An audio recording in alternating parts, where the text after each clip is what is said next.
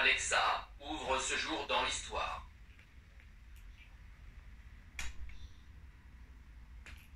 Ça s'est passé aujourd'hui. Je vais vous raconter tout ce qui s'est passé en ce jour du 28 octobre dans l'histoire.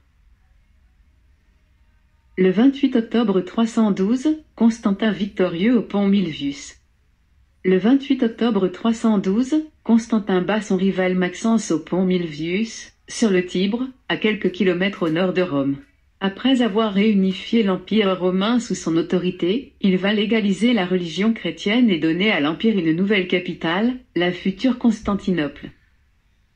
Le 28 octobre 1839, reprise de la guerre sainte en Algérie. Le 28 octobre 1839, le duc d'Orléans, fils du roi Louis-Philippe, s'engage dans le défilé des portes de fer afin d'établir une liaison entre Alger et Constantine. Abdel-Kader dénonce cette intrusion sur son territoire et en prend prétexte pour annoncer le 18 novembre 1839 la reprise de la guerre sainte, djihad ou djihad, au général Bugeaud, de retour en Algérie. Sans attendre, ses troupes ravagent la plaine de la Mitidja, autour d'Alger, où déjà commencent à s'installer des colons français. Le 28 octobre 1886, la liberté éclairant le monde. La liberté éclairant le monde est inaugurée à l'entrée du port de New York le 28 octobre 1886. Ce cadeau de la France aux États-Unis célèbre l'amitié franco-américaine.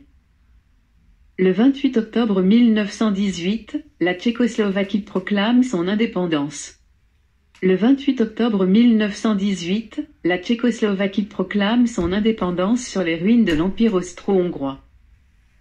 Le 28 octobre 1940, le grec Métaxa répond au chi à Mussolini. Le 28 octobre 1940, le Premier ministre Ioannis Métaxa répond fermement au Chinon, à un ultimatum du dictateur italien Mussolini qui le somme de laisser ses troupes entrer dans son pays. Le 28 octobre 1958, élection du pape Jean XXIII. Au Vatican, Jean XXIII est élu pape par le conclave le 28 octobre 1958, à 76 ans et 11 mois. Le 28 octobre 1962, référendum sur l'élection du président. Le général de Gaulle, président de la République française, soumet une révision majeure de la Constitution au référendum de ses concitoyens. Il s'agit d'instituer l'élection du président au suffrage universel direct, et non plus par un collège de grands électeurs. Maurice de Saxe est né le 28 octobre 1696 à Goslar, Saxe, Allemagne, et décédé le 30 novembre 1750 à Chambord. Louis Blanc est né le 28 octobre 1811 à Madrid, Espagne, et décédé le 6 décembre 1882 à Cannes.